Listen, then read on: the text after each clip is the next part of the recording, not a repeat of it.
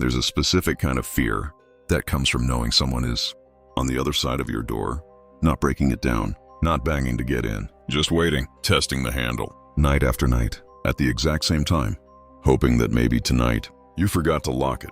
My name doesn't matter. What matters is that for 4 nights straight, someone stood outside my door at 2:17 in the morning, and I don't think they were trying to rob me. I think they were trying to see if I'd make a mistake. I never used to be paranoid about locking my door. I live alone in a small rented portion at the end of a quiet street, where nothing unusual ever really happens. It's the kind of place where neighbors know each other and nights are usually silent. That's why the first time I heard the sound, I convinced myself it was nothing. I woke up randomly in the middle of the night to a soft metallic click. At first I thought it was part of a dream, but then I heard it again, a slow, careful rattle. It was my front door handle being pressed down. I grabbed my phone. 2:17 a.m. I froze in bed, staring into the darkness, listening as the handle moved once more. Gently, like someone was testing it without wanting to make noise. After a few seconds it stopped. No footsteps, no voices, just silence. The next morning I told myself it was probably the wind, or the metal shifting because of the temperature. Even though deep down, I knew exactly what it sounded like. The second night, I was awake when it happened. I remember checking the time at 2:16 a.m. before putting my phone down. Exactly 1 minute later, I heard it again. Click, rattle. Slower this time, more deliberate. My heart started pounding so hard I could hear it in my ears. Whoever was outside wasn't aggressively trying to break in. They were calmly testing the handle, like they were hoping tonight might be the night I forgot to lock it. I didn't move. I didn't turn on any lights. I just lay there completely still until it stopped. By the third night, I knew it wasn't random. I turned off all the lights and sat quietly in the living room, staring at the door, waiting.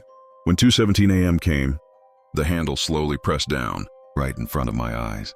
The door shifted slightly in its frame, but the lock held. My entire body went cold. I forced myself to look through the peephole, and that's when I realized something even worse. Whoever it was, wasn't standing directly in front of the door. They were positioned slightly to the side, out of view, like they knew how peepholes worked. I installed a small motion camera the next day. On the 4th night at exactly 2:17 a.m., my phone buzzed with a notification. Motion detected. My hands were shaking as I opened the app. A man in a dark hoodie stood beside my door. His face wasn't fully visible, but I could clearly see his mouth. He was smiling. Not nervously, not angrily, calmly, like this was routine for him. He gently tried the handle twice, then leaned closer to the door for a moment, before stepping back and walking out of frame. I watched that footage 5 times. Each time the smile looked worse, not because it changed, but because of how comfortable it was, like he'd done this before, many times, and would do it again. I showed the footage to the police the next morning. They took it seriously after seeing the recording and increased patrols in the area. After that, it stopped. No more rattling. No more 2:17 a.m. visits. Months have passed now, and technically I'm safe. But I still wake up almost every night around the same time, instinctively, checking the clock as it turns from 2:16 to 2:17. The door hasn't moved again, yet I can't shake the feeling that he wasn't in a hurry to get inside. It felt like he was patient, like he was waiting for one small mistake. And sometimes, when I step outside in the evening, I catch myself scanning the street, half expecting to see a man in a hoodie standing at the corner, not looking at the houses, just looking at mine. Because here's what I keep coming back to. The thing that won't let me sleep.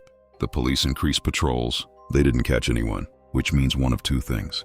Either he moved on to another street, another door, another person who might forget to lock up one night, or he's still watching, still waiting, still being patient. A few weeks ago, I was putting out the trash around 9 p.m.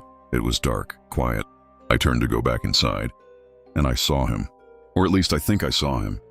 A figure standing at the end of the block, facing my direction, wearing a dark hoodie. I froze. We stood there for what felt like minutes. And then, he turned and walked away. Slowly, calmly, I ran inside, locked the door, triple-checked it, and I sat in the dark with my phone in my hand, waiting for a notification, waiting for 2:17 a.m. to come. It didn't. That night, nothing happened. But the next morning, when I left for work, there was something on my doorstep, a small piece of paper, folded once. I almost didn't pick it up, but I did, and when I opened it, all it said was, "Next time." I moved 2 weeks later, new address, New street, new locks. I don't tell people where I live now. I don't post photos of my home online. And I never, ever forget to lock my door. But sometimes, late at night, when I'm lying in bed, I check my phone and I see the time, 2:16 a.m. And I wait, heart pounding, listening, waiting for the click.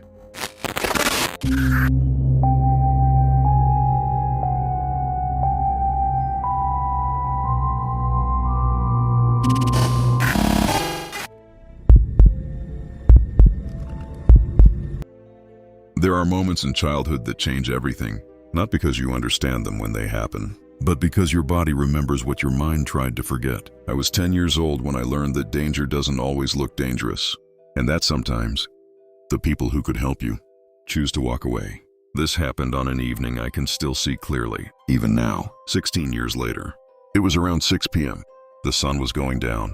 It had just started raining, not heavy, just enough to make everything feel colder and quieter than usual. I was outside alone, just walking like I normally did. That's when a man called me over. I didn't think anything of it. I was a kid. When adults talk, you listen. That's how I understood the world back then. He told me to come closer. I did. Then he told me to sit on his lap.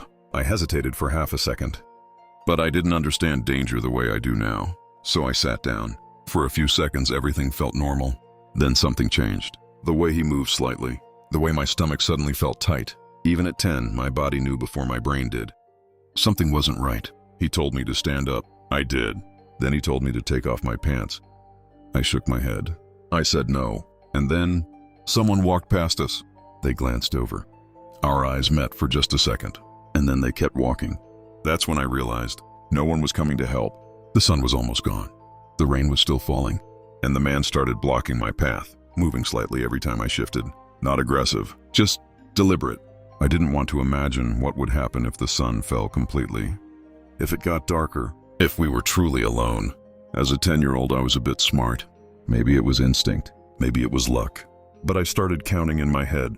3, 2, 1. I ran as fast as I could. I didn't look back. I didn't stop.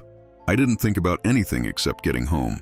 Getting to a place where doors could lock, where lights were on, where people I knew would be. I didn't stop until I was close to my house. I got home safe. But my heart didn't slow down for a long time. I never told anyone back then. Not my parents, not my friends, no one. I don't know why. Maybe I didn't have the words. Maybe I felt like I'd done something wrong by going over to him in the first place. Maybe I was afraid no one would believe me. But I think about it sometimes, more often than I'd like to admit. I think about the person who walked past, the one who glanced over. Saw a grown man with a 10-year-old child in the rain at dusk, and kept walking. Were they scared? Did they convince themselves it was fine? That it was a family member maybe? A father and son? Or did they know, and just not want to get involved? I'll never know. But that moment, that choice they made, taught me something I wish I hadn't learned at 10. That being in danger doesn't guarantee being saved. That other people can see you and still walk away. A few years ago, I was walking through a park. It was late afternoon, overcast, quiet, and I saw something that made me stop. A man sitting on a bench, and a young boy, maybe 9 or 10, standing in front of him. The boy looked uncomfortable, shifting his weight, glancing around like he was looking for someone, and I remembered. I walked over, smiled at the boy, and asked if he was okay, if he needed help finding his parents. The man said the boy was fine, that they were just talking, but the boy's eyes told a different story. I stayed. I didn't leave until the boy's mother came looking for him, and when she did, the man stood up and walked away quickly. Without a word. I don't know what would have happened if I hadn't stopped. Maybe nothing, maybe something. But I do know this. That boy looked at me the same way I probably looked at the person who walked past me 16 years ago. Hoping someone would see, hoping someone would stay. I was 10 when I learned that danger doesn't always look dangerous. That predators don't always look like monsters.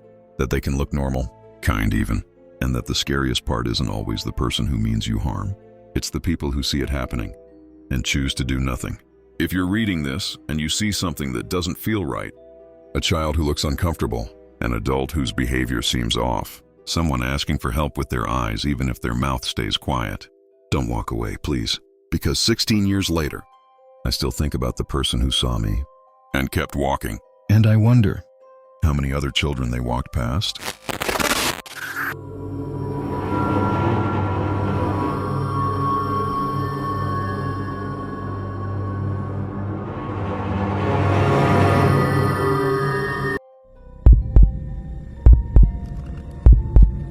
There are places between towns, places where the road stretches so long you forget what direction you're walking, where the only sound is your own breathing and the endless hum of nothing.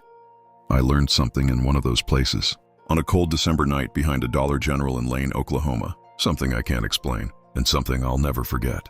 My name doesn't matter. What matters is that I was hitchhiking, walking from Durant, Oklahoma to my dad's house in Arkansas. 2 days on foot. 2 days of empty highway and fields and the occasional ride from strangers kind enough to stop. And on the second night, I stopped in Lane. Lane is small. I mean really small. The kind of town where there's a gas station, a Dollar General, maybe a post office. Blink and you'd miss it. I was exhausted. I'd been walking for 2 days straight with maybe a few hours of sleep total. My feet were killing me. My back ached. I just needed to rest.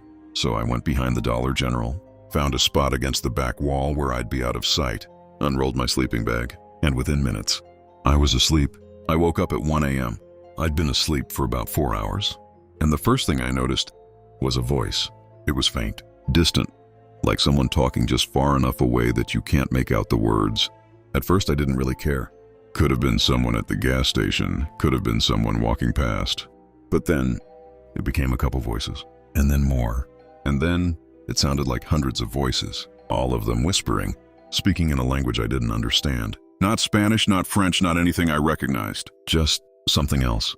I lay there in my sleeping bag frozen, my heart starting to pound, trying to convince myself it was just wind, or maybe a radio playing somewhere.